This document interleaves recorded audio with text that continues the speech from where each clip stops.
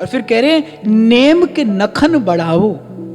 सन्यासी को नाखून काटने का निषेध होता है ना, उसको नाखून काटने की आज्ञा नहीं होती है। तो कह रहे नाखून बढ़ाना तो किसके, कह रहे नेम के नखन बढ़ाओ। जैसे जब दीक्षा होती है तो मैं यही बात निवेदन करता हूं कि भाई दीक्षा के दिन के बाद नाम और वाणी में किसी भी दिन नागा नहीं होना चाहिए। ये नियम हो आपका, चाहे बहुत थोड़ी मात्रा में हो पर होना चाहिए। इस दीक्षा के बाद कोई दिन बिना नाम और वाणी के नहीं जाना चाहिए। नेम हो ये, नेम। नेम ही एक दिन प्रेम में परिवर्तित हो जाता है। ध्रुवदास जी ने सिद्धांत विचार में बड़ा सुंदर उदाहरण दिया है। कह रहे नेम और प्रेम कैसे समझें, बोले आपका नेम ही एक दिन प्रेम के रंग से रंग जाएगा। आज जो आप प्रयास करके कर रहे हो, कल वो सहज में होने लगेगा। करते करते होता है, करत करत अभ्यास, करते करते होगा। छोटा सा नियम कि लेकिन करते करते होगा। तो कह रहे नेम के नखन बढ़ाओ। एक और बात, यहां नख कहा ना, नख किस काम में आते हैं? बहुत बड़े नाखून हो। अब आज तो दूसरा समय है, वैसे तो ये कोई सजाने की वस्तु है नहीं, पर आज लोग इसको सजाते हैं। देखो कलयुग का मनुष्य कैसा हो गया है, मैं कई बार विचार करता हूं। उसको फटा कपड़ा अच्छा लगता है। मैं ये नहीं कह रहा हूं कि आप ये पहने या ना पहने, मेरा ये कोई विषय नहीं है, मैंने कभी इस विषय पर बात ही नहीं की। हाँ, पर इस बात का चिंतन तो मैं एक सामाजिक व्यक्ति होने के नाते अवश्य करता हूं कि देखो समाज किस दिशा में जा रहा है, कि एक हम लोगों की जो मानसिक चेतना है, जो मानसिक स्तर है हमारा, वही कैसा हो गया है कि हमको फटी पुरानी चीज अच्छी लग रही है, उसको और पैसा देकर खरीद रहे हैं, और जो नहीं खरीद पा रहा है वो साबुत लाकर घर में फाड़ रहा है। मैं आपको एक बात बताऊं, अगर आप ही अपने घर के किसी बड़े बूढ़े व्यक्ति से पूछेंगे ना, तो हमारे यहां तो फटे कपड़े को बहुत दरिद्रता का सूचक माना जाता था। माने फटा कपड़ा पहनना अच्छा नहीं माना जाता था, उसे अशुभ समझा जाता था, क्योंकि वो दरिद्रता का सूचक है। जरा सा कपड़ा फट जाए तो घर के बड़े बूढ़े कहते थे भाई इसको अब छोड़ दो, इसको नहीं पहनना, फट गया है कपड़ा। और देखो आज व्यक्ति फाड़ फाड़ कर कपड़ा पहन रहा है।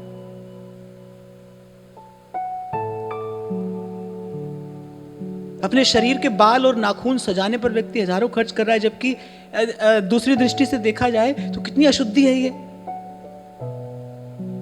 हजार प्रकार की अशुद्धियां, ये तो मेरी बात ना मानना तो डॉक्टर की मान लेना। हजार प्रकार की अशुद्धियां जो हैं, कीटाणु जो हैं, रोगाणु जो हैं, वो बढ़े हुए नाखूनों में रहते हैं कि नहीं रहते हैं? तो देखो उसी को लोग सजाते हैं।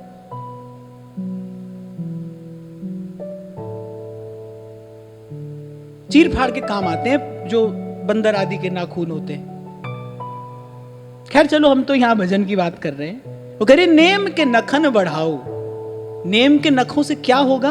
ये नेम के बढ़े हुए नाखून जो है, नेम के बढ़े हुए नख जो है, वो किस काम आएंगे? और ये आपके मन को यहां वहां जाने से रोकेंगे। भाई जब नियम कर लिया एक बात का, करना ही है, तो उस समय जब मन कहीं और जाएगा तो मन को खींच तान के अपने नियम में लेकर आओगे कि नहीं? अगर साधक हो तो ऐसा ही करोगे। और अगर इतना भी जीवन में संयम नहीं है, इतना भी जीवन में नियम नहीं है, फिर तो भाई कहना सुनना सब व्यर्थ है। फिर कहने सुनने की कोई आवश्यकता ही नहीं है। फिर तो कूप नीर बिना, धेनु क्षीर बिना, और धरती मेह बिना, और जैसे तरुवर फल बिन हीना, ऐसे प्राणी हरि नाम बिना। एक और बात मैं आपको कहता हुआ आगे चलूं, आप अपने व्रत का, संकल्प का पालन करिए। आप क्या देखेंगे, एक व्रत का यदि आपने पालन किया है तो आपकी आत्मिक शक्ति दूसरे व्रत का पालन करने के लिए स्वतः बढ़ जाएगी। अपनी कही हुई बात से पीछे मत हटिए, अपने किए हुए संकल्प से मत मुड़िए। मैंने तो यहां तक पढ़ा है, यहां तक मैंने गुरुजनों के मुख से सुना है कि आपके मन में एक संकल्प आया ना कि अमुक वस्तु मुझे किसी को देनी है, अभी आपने दी नहीं है, केवल आपके मन में एक संकल्प आया कि अमुक व्यक्ति में वस्तु में दे दूंगा, उसके बाद उस वस्तु पर आपका अधिकार नहीं है। एक ब्राह्मण ने आकर कह दिया राजा हरिश्चंद्र से, स्वप्न में तुमने अपना राज्य मुझे दे दिया है। राज सुख भोगने वाले विषयी लंपट हजारों लाखों राजा इस धरती पर पैदा हुए और मर गए, उनको कोई नहीं जानता है। पर एक जिसने सत्य के लिए अपने राज सुख का त्याग किया, आज भी संत भक्त विद्वान शास्त्र पुराण सब उस हरिश्चंद्र का यश उमग उमग कर गाते हैं। अपनी बात से पीछे मत हटो, अपने संकल्प से मत हटो। इसलिए तो कबीर कह रहे हैं, कोई सूरमा भक्ति करे कोई सूरमा। इसलिए मैं आपको भी कह रहा था, उदाहरण दे रहा था कि जिसने पाया है उसने ऐसे डट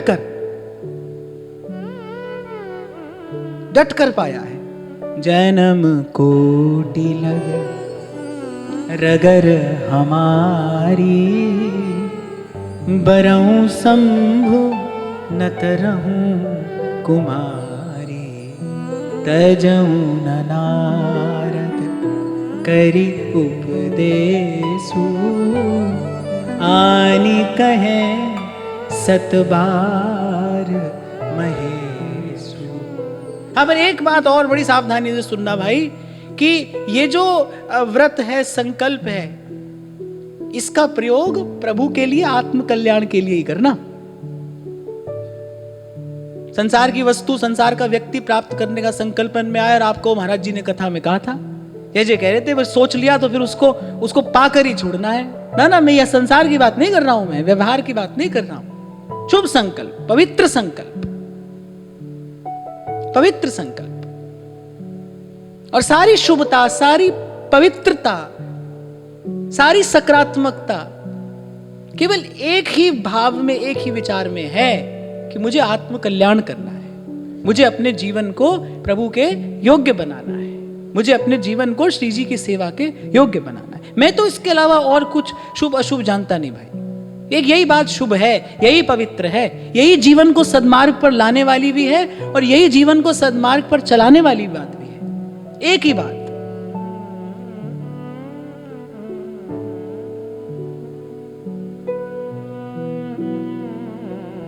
मैंने देखी है भाई मन की दुर्दशा। संसार के एक विचार, एक संकल्प में मन एक जन्म नहीं, जन्म जन्म उलझाए रख सकता है, जन्म जन्म उलझाए रख सकता है। कहा था मैंने, शायद गीता जी के सत्र में मैंने कहा था, आप ये ना कहना कि साथ क्या आया है और साथ क्या जाएगा। मन साथ आया है, मन साथ जाएगा। आप पीछे से कुछ लेकर आए हो, ये साथ जाएगा, इसका ध्यान रखना। ये सदा का संगी साथी है, यही मिलाएगा राम से, और नहीं तो यही कराएगा फजीत। इसलिए मैंने कहा मैं सावधान कर दूं, स्पष्ट कर दूं अपनी बात, कि मैं जो ये व्रत संकल्प की बात कह रहा हूं कि डटे रहना, पीछे नहीं हटना, ये मैं किसी सांसारिक व्यवहारिक संकल्प की बात नहीं कर रहा हूं। शुभ संकल्प, पवित्र संकल्प, भजन का संकल्प, सेवा का संकल्प, आत्म कल्याण का संकल्प। और अगर आप मान लो तो मैं एक बात आपको और भी बता देता हूं कि यहां इस सृष्टि में जो हो रहा है ना, वो तो भाई गुण गुण में बरत रहा है। आपके मेरे करने से कुछ नहीं हो रहा है, कुछ भी नहीं हो रहा है और कुछ भी नहीं होगा। आपके करने से अगर कुछ हो सकता है तो आपके भीतर हो सकता है। करना है तो वहां करो, शक्ति का सदुपयोग करना है तो फिर वहां जाकर करो। एक संत के मुख से सुना था, बैलगाड़ी चल रही है और बैलगाड़ी के पहिए पर मक्खी बैठी है और बहुत फुदक रही है मक्खी की, देखो मेरे चलने से कितनी धूल उड़ रही है। उसे पता ही नहीं है, उसे खबर ही नहीं है। ऐसे ही जीव समझता है, देखो मेरे करने से क्या हो गया, मैंने ऐसा किया तो क्या हो गया, मैं ऐसा न करता तो क्या न होता। फिर जीव बेचारा जानता नहीं, ये तो सब काल चक्र घूम रहा है। मैं कई बार आपसे कहता हूं ना, संसार कितनी बार बना, कितनी बार बिगड़ा, बनेगा बिगड़ेगा, अपन को क्या लेना है इससे, हमको क्या करना है। संसार तो आकर भगवान बना देगा आपको, बन जाओगे, बन जाओगे। एक बात बताओ, दोनों कान पकड़ के मैं आपसे कह रहा हूं, 1 लाख भिखारी मिलकर किसी को राजा बना सकते हैं? जो व्यक्ति बेचारा संसार के सुख के लिए मारा मारा भटक रहा है, ऐसे 1000, 10,000, 50,000, 1 लाख आदमियों की भीड़ ने आकर तुमको भगवान बना दिया, तुम भगवान बन गए? कान खोलकर ध्यान लगाकर सुनना, समझना। 1000 भिखारी मिलकर गए, राजा हो गया, राजा हो जाएगा। ऐसे कोई बनता हो तो बन जाओ, ऐसे कोई बनता हो तो बने। कुछ नहीं होता है भाई। और जैसे ये बात समझ में आती है, ऐसे ही चाह गई, चिंता मिटी और मनवा बेपरवाह। मन मस्त मगन, मन मस्त मगन, मन मस्त मगन, अब क्या बोले। मुझे तो कभी कोई लिख दे ना, क्योंकि मेरे तक सब बात अपनी लिख कर ही पहुंचाते हैं कि हमको तो आप में ही श्री कृष्ण का दर्शन होता है, आप में ही ठाकुर जी नजर आते हैं। तो कह रहे भाई इस व्यक्ति को पास नहीं आने देना।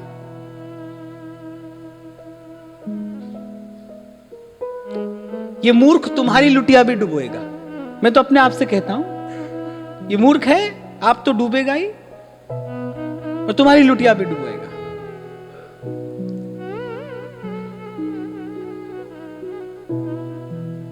अरे काची काया और मन अथिर।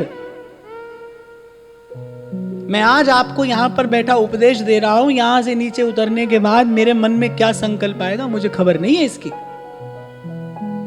क्या पता, ना जानो छिन अंत कवन बुद्धि घटई प्रकाशित। कांची काया मन अथिर और थिर थिर काम करंत।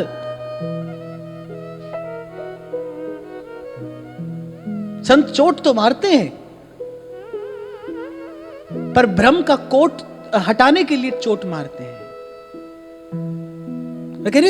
तब ही जीव निधरक फिरत, बड़े देख देख कर काल हंसता है।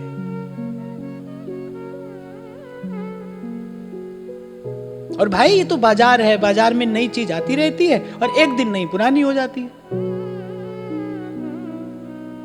ये तो बाजार लगा है, बाहर तो बाजार है, नई चीज आएगी और हर नई चीज एक दिन पुरानी हो जाएगी, फिर नई आएगी, फिर पुरानी हो जाएगी। और मैं तो एक और बात भी देखता हूं भाई कि व्यवहार में ना एक स्वतः स्फूर्त प्रतिस्पर्धा होती है। आपको उसका हिस्सा बनना ही पड़ता है। और कम से कम ऐसे वातावरण में मन शांत नहीं हो सकता। बिना शांत मन के सद्विचार नहीं किया जा सकता, चिंतन नहीं किया जा सकता। और बिना चिंतन के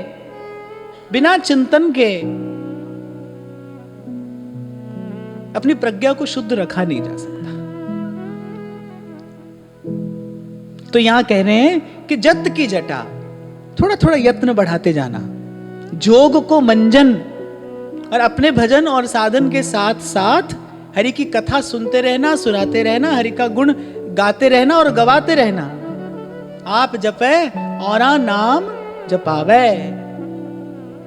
श्री राधा रमण हरि गोविंद जय जय। राधा रमण हरि गोविंद जय जय। श्री राधा रमण हरि गोविंद जय जय। श्री राधा रमण हरि गोविंद जय जय।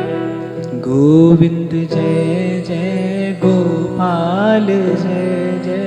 गोविंद जय जय, गोपाल जय जय। मैं आपसे कई बार कहता हूं ना कि ये दो पंक्तियां मुझे बहुत प्यारी हैं। कहें कथा और अर्थ विचारे, आप तरें औरन को तारे। आप तरें औरन को तारे। कह रे दास तुम्हारी आशा, कह रे दास मिले हरिदासा।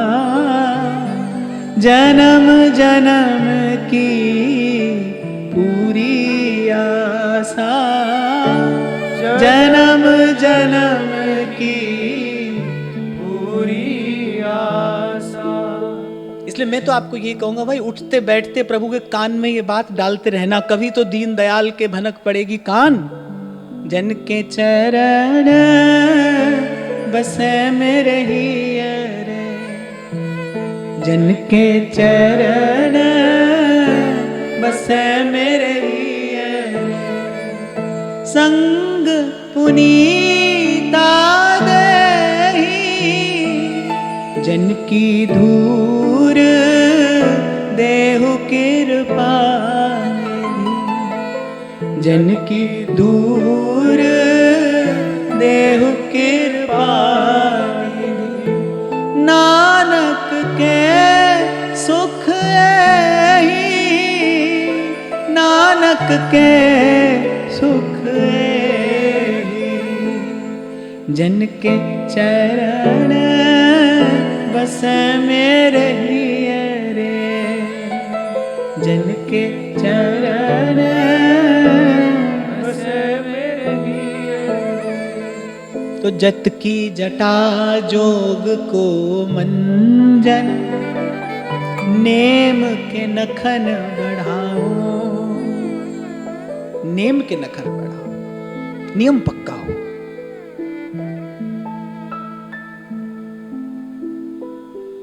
जब तक भजन स्वभाव न बन जाए तब तक प्रयास जारी रहे।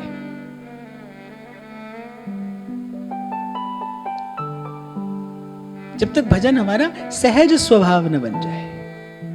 और फिर कह रहे ज्ञान गुरु आत्म उपदेशो और नाम विभूति लगाओ। बोले जो गुरु से ज्ञान पाया है क्या करोगे उसका?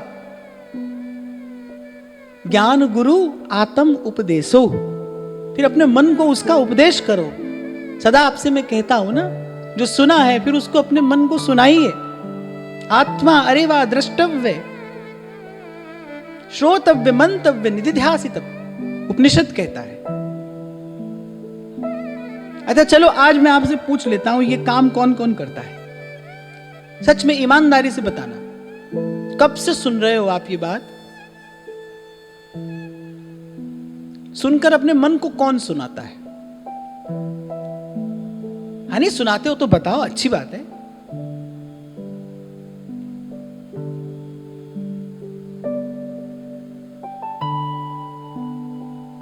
नहीं हाथ नीचे भी करना है।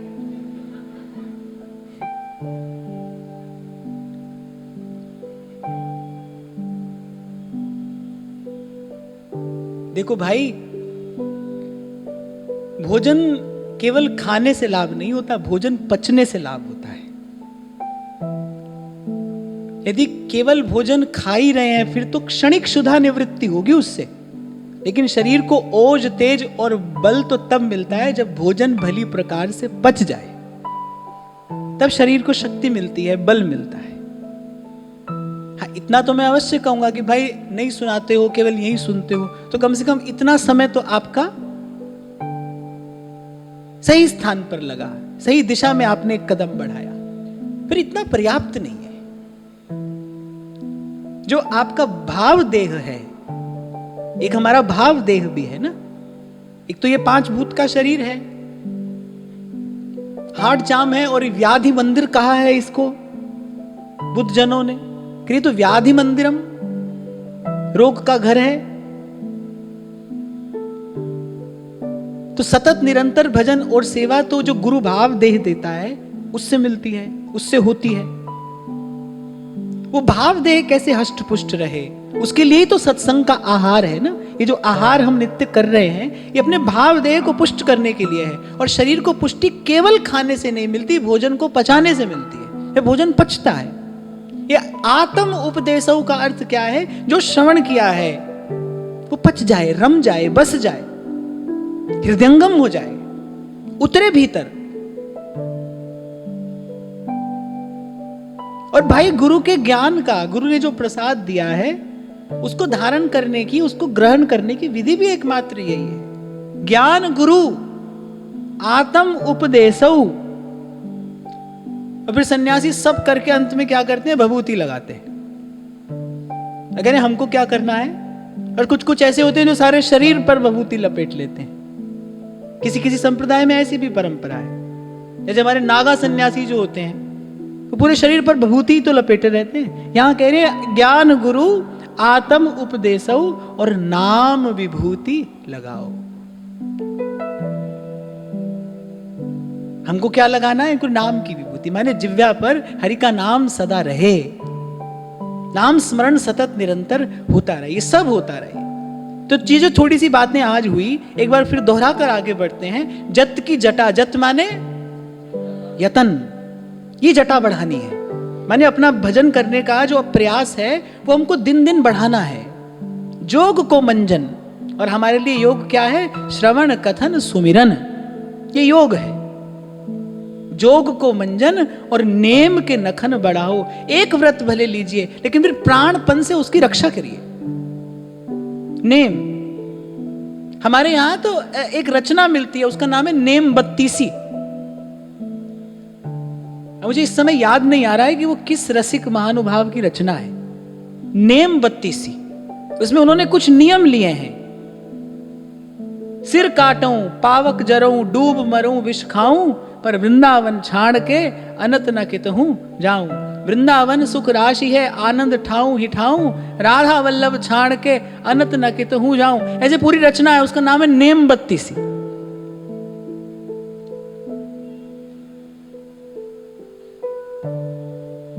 और मैं फिर दोहराता हूं अपने शब्द, आप एक व्रत का पालन करो, आप देखोगे आपकी आत्मिक शक्ति कितनी बढ़ जाती है, आपके भीतर कितना उत्साह आप देखेंगे, आप अपना आत्मबल कितना बढ़ा हुआ देखेंगे।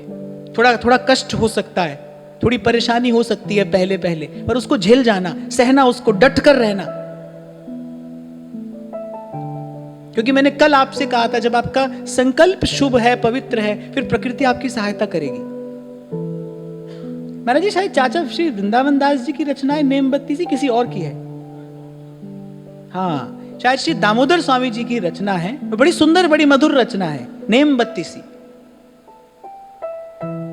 ये नेम ही तो है रसिकों का कि खंड खंड हो जाए तन, अंग अंग सत टूक, वृंदावन मत छाड़िए, छाड़ वो है बड़ी चूक। नेम के नखन बढ़ाओ। सन्यासी को काम आते थे, फल मिला, साग मिला। सन्यासी अपने पास और तो कुछ रखता नहीं है, उसके पास तो जो है बस वो उसका शरीर ही है, उसी से अपना सब कार्य सिद्ध करता है वो। और फिर कह रहे ज्ञान गुरु आत्म उपदेशो। ये भाई, ये सबसे महत्वपूर्ण प्रक्रिया है, पूरी प्रक्रिया में ये सबसे महत्वपूर्ण क्रिया है। जो सुना है उसको सुनाइए। एक बात बताओ, स्कूल में तो सब पढ़े हो, टीचर जो पढ़ाता है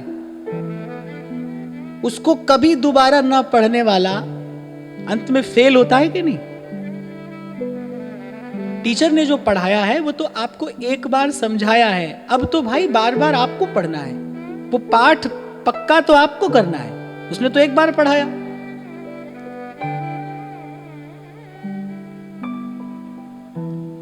कुछ बच्चे ऐसे भी होते हैं क्लास में, उनको कोई मतलब ही नहीं है वो क्या कह रहा है, वो अपनी धुन में होते हैं। अंत में परीक्षा में अनुत्तीर्ण होते हैं, माने आगे नहीं बढ़ पाते। इसका परिणाम क्या है? कोई उन्नति नहीं हो रही है, आगे नहीं बढ़ पा रहे आप। और एक और बात कि भाई उन्नति होगी तो उन्नति को देखकर उत्साह भी होगा। अगर आप अपने भीतर कोई परिवर्तन देखोगे तो वो परिवर्तन देखकर आपको और भजन करने का उत्साह मिलेगा। आप साधन में और अधिक परिपक्वता से और अधिक निष्ठा से प्रवृत्त होगे, मन और पक्का होगा। अगर आपको कुछ अनुभव होता है, हमारी बात सुन सुनकर कब तक काम चलाओगे? आपको अपना अनुभव चाहिए। और मैं तो कहता हूं अपना अनुभव ही सबसे बड़ा प्रमाण है। विकट प्रतिकूल परिस्थिति में अगर काम आता है तो आत्म अनुभव काम आता है। अपना अनुभव सबसे बड़ा प्रमाण है। ये जो बंधन टूटते हैं ना, ये जो आशा तृष्णा छूटती है, ये भाई अनुभव के प्रकाश में छूटती है। मैंने आज की चर्चा ही यहीं से आरंभ की। जब अनुभव हो जाता है कर्ता कौन है, जब अनुभव हो जाता है कि भाई सृष्टि किसके चलाए चल रही है, तब आप कर्तापन से तत्काल मुक्त हो जाते हैं। और बस मुक्त होते ही जीवन में चिर शांति का उदय हो जाता है, जैसे आप कर्तापन से मुक्त होते हैं। संगीत सितार में नहीं होता है भाई, संगीत तो संगीतकार में भरा है। अनाड़ी व्यक्ति सितार उठाएगा तो तार तोड़कर उठेगा, ढीला तो कर ही देगा। और संगीतकार पुराने ढीले पड़े तार वाले सितार को उठाकर भी अपने ज्ञान से कसकर और सुमधुर स्वर लहरी छेड़ देगा। यही रहस्य भगवान ने अर्जुन को बताया, निमित्त मात्रम भव सव्य साचन। सितार नहीं बजती है भाई, बजाने वाला बजाता है। ऐसे इस जीवन रूपी तंत्री का बजैया वो है। कल आपको कहा था मैंने, आपके हाथ में हलवा दिया जाए बेसन का तो बेसन दिखाई पड़ेगा आंख से, घी भी हाथ पर लगेगा, पर जिसके कारण वो मोहन भोग है, वो मधुरता उसमें दिखाई नहीं पड़ेगी, वो तो उसमें व्याप्त है, उसका तो जिह्वा पर रखकर अनुभव किया जाएगा। ऐसे ही आपके मेरे जीवन के ताने बाने में, कण कण में उसी की सत्ता व्याप्त वही कर रहा है भाई। मुंह से भया ना होएगा, कबीर कहते हैं ये बात। जो कुछ किया सो तुम किया, मैं कछु किया ना। यद्यपि मैं ये कहने के लिए बिल्कुल अयोग्य व्यक्ति हूं, पर फिर भी गुरुजनों का बल लेकर मैं बात आपसे कह रहा हूं कि ऐसे ही बस किसी दिन निर्विचार बैठे बैठे आपके भीतर ये घटना घटती है, आपके भीतर ये घटना घटती है। आप देख लेते हैं कि आज तक जो हुआ उसमें आप नहीं थे, वो आपसे नहीं हो रहा था, वो आपके द्वारा नहीं हुआ। और मैं फिर बहुत विनम्रता पूर्वक की बात कह रहा हूं, बस वही क्षण सहज समाधि का क्षण होता है, जिस क्षण आप कर्तृत्व से मुक्त हो जाते हैं। और आता है जीवन में गुरु की कृपा से ये क्षण आता है, सहज आता है, बस सहज मार्ग पर चलते चलते आता है। तभी आज की बात मैंने आरंभ की यहां से, भाई हमको कुछ नहीं करना है, अब कुछ करना ही नहीं है, क्योंकि बिना ही किए सब हो रहा है और सुंदर हो रहा है। निमित्त मात्रम, भगवान ने मात्र कहा, मात्र केवल निमित्त, बस कुछ और नहीं। अभी ये भैया यहां पर वायलिन बजा रहे हैं, अब वायलिन का थोड़ा थोड़ा मैं भी बजूंगा, तुम बजो, तो संगीत नहीं प्रकट होगा, शोर हो जाएगा, कोलाहल हो जाएगा। केवल ये उतना ही बज रहा है जितना बजाने वाला बजा रहा है। कर्तृत्व से मुक्त होना अर्थात केवल उतना ही बजना जितना वो संगीतकार बजा रहा है। फिर देखो आपके जीवन से संगीत प्रकट होता है, उतना ही, केवल उतना ही। हाँ, लेकिन इसके लिए दीर्घकालीन सत्संग की आवश्यकता है, इसके लिए नित्य निरंतर अभ्यास की आवश्यकता है, इसके लिए सदा सर्वदा गुरुजनों के शक्तिशाली सानिध्य की आवश्यकता है।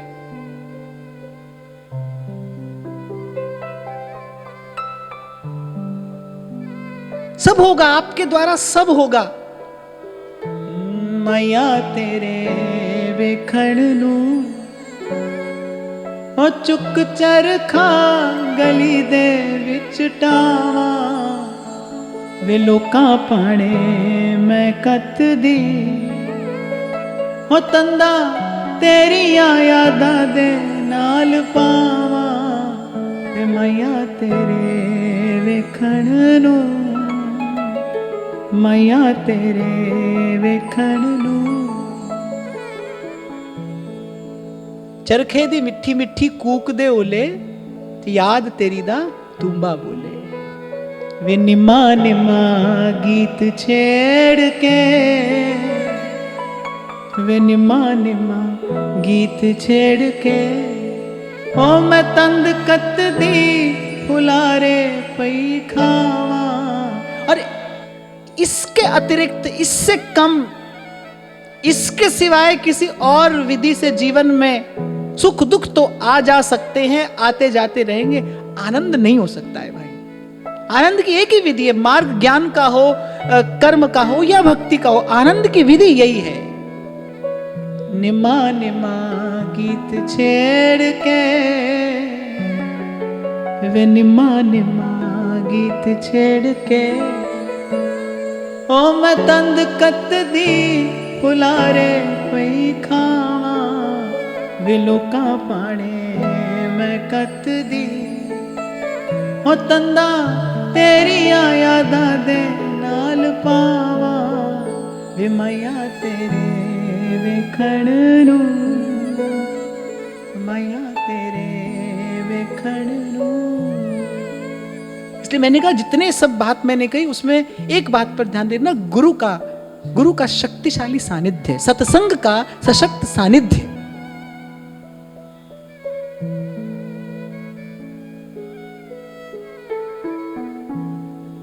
आपको लगेगा जैसे छू गए हो प्रभु, आपको छू गए हो, आपको हल्का, निर्भर, निर्द्वंद मन, और वही जो निष्कलुषता, अंतर मन की वो जो निष्कलुषता है, वही आपके रोम रोम को सुख से भर देगी, आनंद से भर देगी। जब सूर्यपुत्र कर्ण ने अपने कवच और कुंडल का दान किया, देवराज इंद्र ने उनसे उनके कवच कुंडल मांग लिए, तो वो कवच और कुंडल अंगराज के तन पर ही थे, उनको चीर कर देना पड़ा अंगराज को। उन्हें असह्य पीड़ा, पूरा शरीर रक्त से लथपथ। नकुल और सहदेव अश्विनी कुमारों के पुत्र थे। उन्होंने आकर एक विशिष्ट प्रकार की दिव्य औषधि हाथ में लेकर और कर्ण के उन गहरे घावों का स्पर्श किया, और वो जैसे जैसे स्पर्श करते जा रहे थे, अंगराज कर्ण स्वस्थ होते चले जा रहे थे। कुछ ऐसा ही अनुभव होगा, आप देखोगे कि आपके पिछले सारे घावों पर जैसे किसी ने प्रेम का मरहम प्रेम से लगा दिया हो। ऐसा एक क्षण आता है, सहज में आ जाता है, बैठे बैठे, आपको पता नहीं होगा, कोई पूर्व सूचना नहीं मिलेगी उसकी। और मुझसे पूछोगे तो मैं तो ये कहूंगा कि आप उस समय शायद भजन ध्यान में भी नहीं बैठे होंगे, आप कुछ और ही करते होंगे, आप कहीं और ही होंगे, और बस ऐसे ही ये घटना घट जाएगी, जैसे मान लो वो छू गया आपको।